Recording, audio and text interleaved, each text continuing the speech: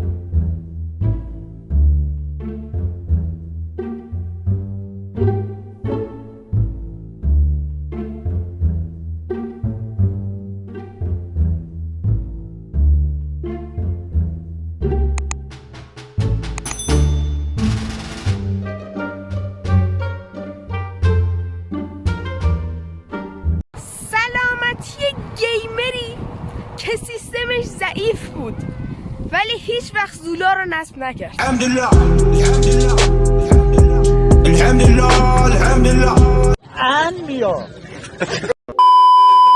خب بچه‌های عزیز، امیدوارم که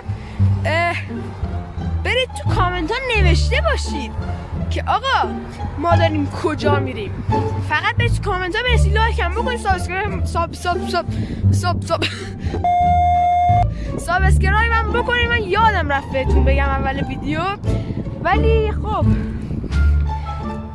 بریم ادامه سفر. او راستی می‌خواستم بگم کجا رفتیم. داریم ما میریم کجا؟ داریم میریم ما شهرستان. خب باغمون داریم میریم اونجا. این ویدیو قراره 2 پارت بشه، یه پارتی که تا شهرستان میخوایم بریم، یه پارت هم تا باغ. ولی بگو کدوم شهرستان؟ برید تو کامنت ها همین الان بنویسید. همین الان داریم میریم همدان، شهر نه چه اشتباه گفتم.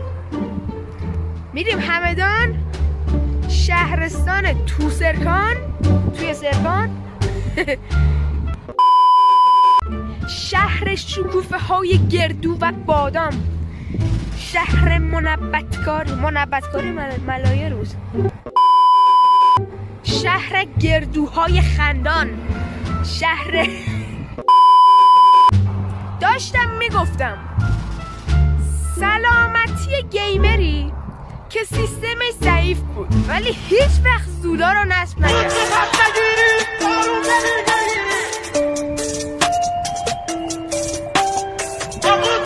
بچه‌ها ببخشید یه ذره چی میگن اسمش، یه ذره کیفیت پایینه. من مونوپاد یادم رفته بیارم، یعنی خاک بر سر من، میکروفون یادم رفته بیارم. ببین آخه این چه یوتیوبریه، نکن هیچی به خودش نیاورده. چه وضعیتیه این؟ برید تو کامنت ها بنویسید هشتگ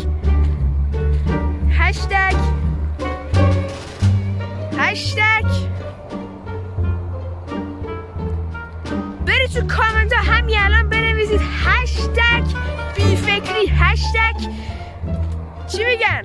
یه هشتگی بزنید دیگه.